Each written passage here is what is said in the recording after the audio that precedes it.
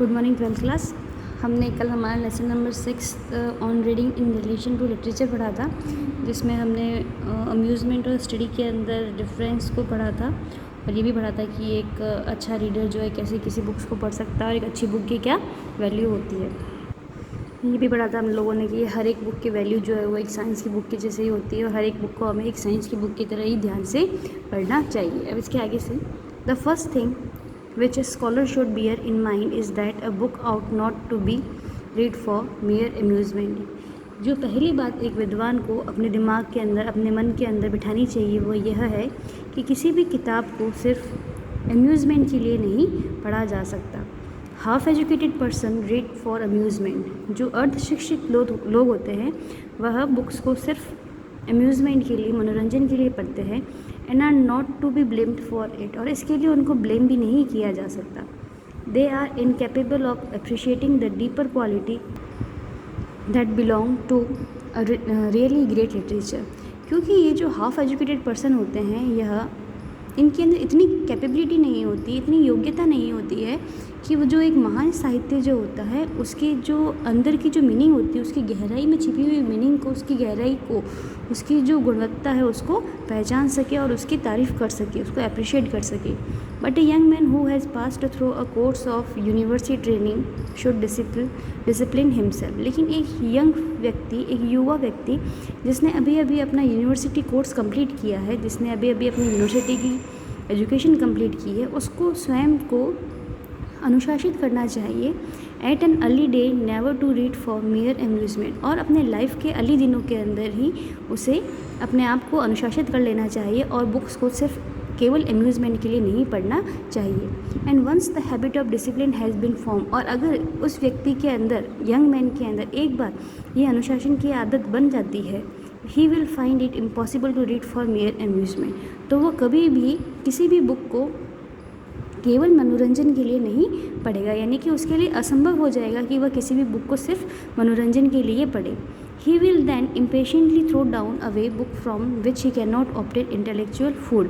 और वो क्या करेगा, बड़ा ही अधैर्य होकर, बेसब्र होकर, अधैर्य होकर के वो उस बुक को अपने पास से दूर फेंक देगा जो कि उसके दिमाग को बौद्धिक फूड नहीं दे रहा है। यानी कि अगर उसके दिमाग को बौद्धिक ज्ञान नहीं मिल रहा है, किसी तरह का नॉलेज नहीं मिल रहा है, तो वो उस बुक को अपने आप से दूर फेंक देगा। Any book which does not make an appeal to the higher emotion and to his intellect.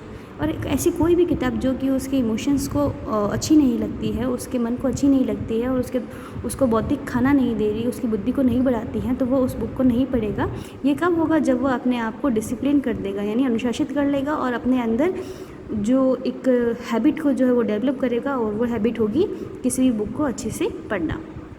But on the other hand the habit of reading for amusement become with thousands of people exactly the same kind of habit as wine drinking or opium smoking। लेकिन अगर दूसरी तरफ हम बात करें तो ज़्यादातर लोग जो होते हैं उनकी एक आदत बन जाती है कि हज़ारों की संख्या के अंदर, सैकड़ों की संख्या के अंदर जो लोग हैं वह बुक्स को केवल अम्यूज़मेंट के लिए पढ़ते हैं। और इस तरह की पढ़ाई जो है वो बिल्कुल उसी तरह से है जैसे कि एक जो ड्रिंक करने वाला व्यक्ति है, दारू पीने वाला या शराब पीने वाला या फिर अफीम लेने वाला, स्मोक करने वाला व्यक्ति, जैसे उसको एक लत लग जाती है, एक एडिक्ट हो जाता है कि उसको वो चीज़ें चाहिए ही है नशा करने के लिए, उसी तरह से उन लोगों के अंदर भी एक आदत हो जाती है कि वो बुक्स को केवल अम्यूज़मेंट के लिए पढ़ते हैं।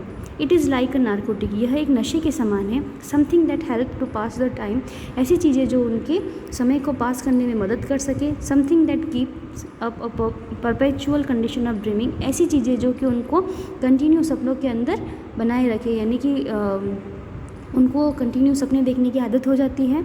Something that eventually result in destroying all capacity for thought. और ये जो चीज़ें होती हैं, इन चीज़ों से क्या होता है कि मतलब जो जिन चीज़ों को हम सिर्फ अम्यूज़मेंट के लिए पढ़ता है, इससे क्या होता है कि हमारे जो सोचने की जो क्षमता होती है वह भी ख़त्म हो जाती है। Giving exercise only to the surface part of the mind. और इससे क्या होता है कि हमारे माइंड जो है वह सिर्फ एक ऊपरी तौर के ऊपर कार्य करता है, किसी भी चीज़ को डीपली नहीं समझ पाता है। And living the deeper spring of the feeling and higher faculties of perceptions employed.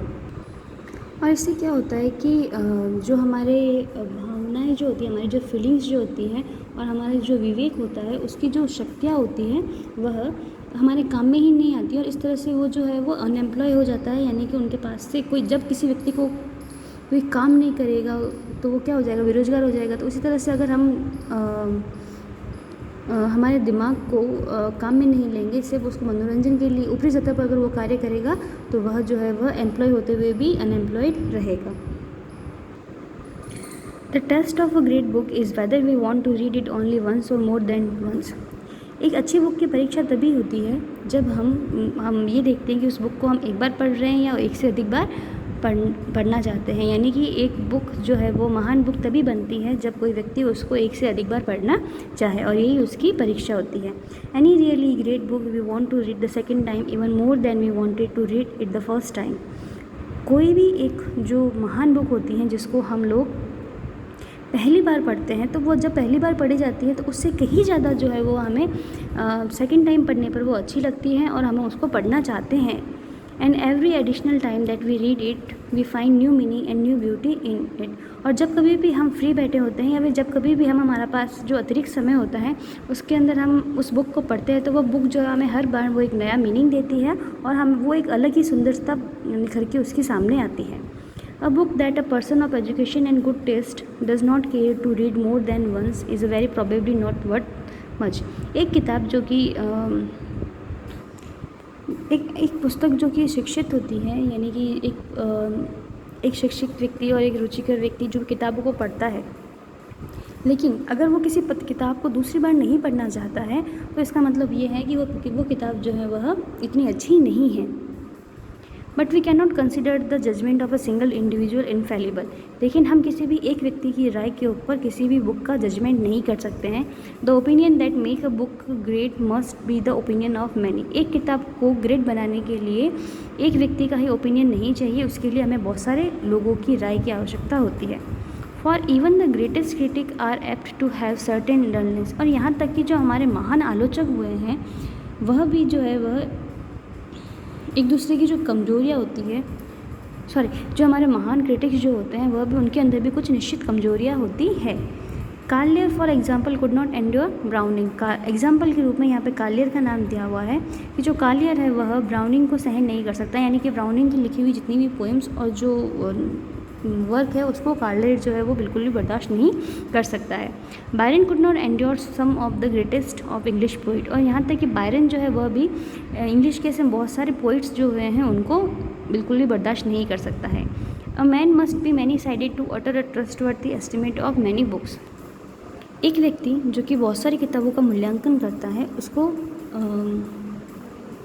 बहुमुखी प्रतिभा का धनी होना चाहिए। We may doubt the judgement of the single critic at. हम किसी एक क्रिटिक की समीक्षा के ऊपर शक कर सकते हैं, but there is no doubt possible in regard to the judgement of generation. लेकिन हम पीढ़ियों का जो जजमेंट है, आने वाली पीढ़ियों का जो जजमेंट है उसके ऊपर किसी तरह का डाउट नहीं कर सकते हैं। Even if we can not at once perceive anything good in a book which has been admired and praised for 100 of years, we may be sure that by studying it carefully we shall at least be able to feel the reason of admiration and praise. Even if we cannot at once perceive anything good in a book which has been admired। यहाँ तक कि अगर हम किसी किताब को जो कि मूल्यवान या कीमती किताब है और उसको पढ़ने पर हमें वो किसी तरह से अच्छी नहीं लग रही है, यानी कि एक किताब जिसको बहुत ही ज़्यादा अच्छा बताया गया है, उसकी बहुत ज़्यादा तारीफ़ की जाती है, लेकिन जब हम उसको पढ़ते हैं तो हमें वह अच्छी नहीं लगती है and press for 100 of years और सैकड़ों सालों से उसकी तारीफ़ होती जा रही है, तो we may be sure that by trying, तो हम ये निश्चित करें कि हम कोशिश करें उसको पढ़ने की। बाय स्टडिंग इट केयरफुली, हम बड़े ध्यान से उस किताब को पढ़ें। We shall at least be able to feel the reason of the admiration and praise. और हम उस बुक को पढ़ने की तब तक कोशिश करते रहे जब तक हमें वह मीनिंग समझ में ना आ जाए, हमें वो रीज़न समझ में ना आ जाए कि उस किताब की आखिर में इतनी तारीफ, इतनी प्रशंसा क्यों हो रही है। The best of all libraries for a poor man would be library entirely composed of such great work, only books which have passed the test of time। एक गरीब व्यक्ति के लिए अच्छी लाइब्रेरी वही है, सबसे अच्छा पुस्तकालय वही होगा जिसमें इसी प्रकार की जो पुस्तकें हों, अर्थात वे पुस्तकें जो समय की जो परीक्षा होती है उसके अंदर बिल्कुल खरी उतरी। This then would be the most important guide for us in the choice of reading. और इस तरह से यह हमारे लिए बहुत ही अच्छा, बहुत ही महत्वपूर्ण गाइड जो है वो साबित हो सकता है अगर हम किसी बुक को पढ़ना चाहें। यानी कि पुस्तकों का अगर हमको अध्ययन करना है तो हमारे सामने ये सब चीज़ें जो है वो बहुत ही महत्वपूर्ण रूप से बहुत ही महत्वपूर्ण गाइड है। We should read only the books we want to read more than once. हमें सिर्फ वही किताबें पढ़नी चाहिए जिन किताबों को हम एक से अधिक बार पढ़ना चाहते हैं। Not should we buy any others. हमें और किताबें जो है वह नहीं खरीदनी चाहिए unless we have some special reason for investing money. हमें तब तक कोई अन्य किताब नहीं खरीदनी चाहिए जब तक कि हमारे पास में कोई स्पेशल रीज़न नहीं आ जाता उस बुक को खरीदने का। The second fact demanding attention is the general character of the value that lies hidden with in all such great books.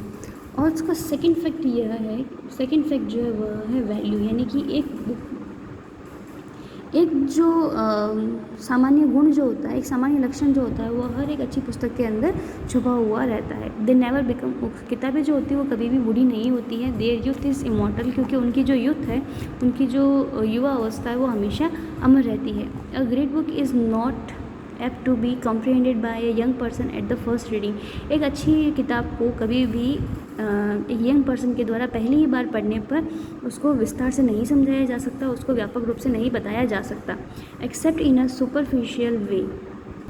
बजाय इसके वो सिर्फ उसके ऊपरी सतह को ही पढ़ पाता है।